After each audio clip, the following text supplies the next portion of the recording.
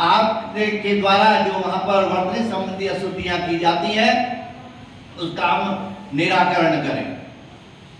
निश्चित रूप से आपको इसका लाभ मिलेगा। और मैंने जो कहा है कि एक दूसरे को टोकना, इसमें गलती किसी की नहीं है, ना इसमें कोई किसी का अपमान और मान अपमान कुछ नहीं है। मैं दयावती मोदी में जब पढ़ाता था तो मैं तीनों सह का सभी को, स्टाफ को भी बताता था, बच्चों को भी बताता था। लेकिन बच्चों, जब हमारी आदत प्रारंभ से हो जाती है, ये फिर आदत इतनी पक्की हो जाती है, वो छूटती नहीं है।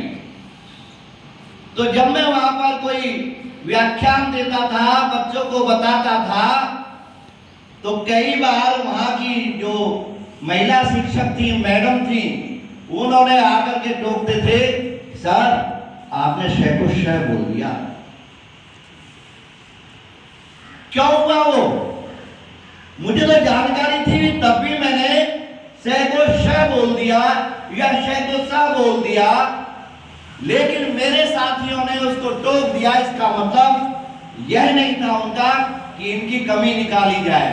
मुझे ये खुशी हुई कि उनको ये जानकारी हो गई मेरे माध्यम से। रही बात गलती की, अगर आप इस उम्र में, अगर आप इस एज में सही उच्चारण का अभ्यास नहीं करते हैं तो निश्चित रूप से आपकी जो आदत बन जाती है, कितना ही पढ़ लेना, बीच में वो गलती आप दोहराएंगे ही। इसलिए बहुत अच्छा समय है। आप जो उच्चारण, मेरा सभी साथियों से भी निवेदन है, इसमें ऐसा नहीं है कि कोई हिंदी वाला ही करेगा, इसमें सब हम हिंदी भाषी अध्यापक अध्यापिकाएं हैं। सभी को, अगर बच्चा गलत बोल रहा है तो उसको वहीं टोका जाए। अगर हम कोई गलती कर रहे हैं जिसको जानकारी है, साथियों में भी उस प्रकार से उनको टोका जाए ताकि ये गलती, क्योंकि हम हिंदी भाषी हैं, हमारी मातृभाषा है, अगर हम मातृभाषा का भी उच्चारण सही नहीं कर सकते तो निश्चित रूप से ये हमारे लिए हास्य की बात है, हमारे लिए ये गंभीर विषय है।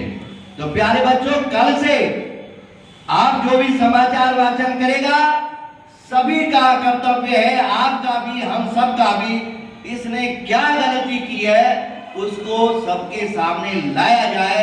और सभी के सामने कुछ गलतियां ऐसी होती है, बहुत से शब्द ऐसे हैं जिनको हम जनरली रूप से, चाहे वो अध्यापक हैं, चाहे आप छात्र हैं, चाहे कोई और है, वो गलती करते ही हैं। तो निश्चित रूप से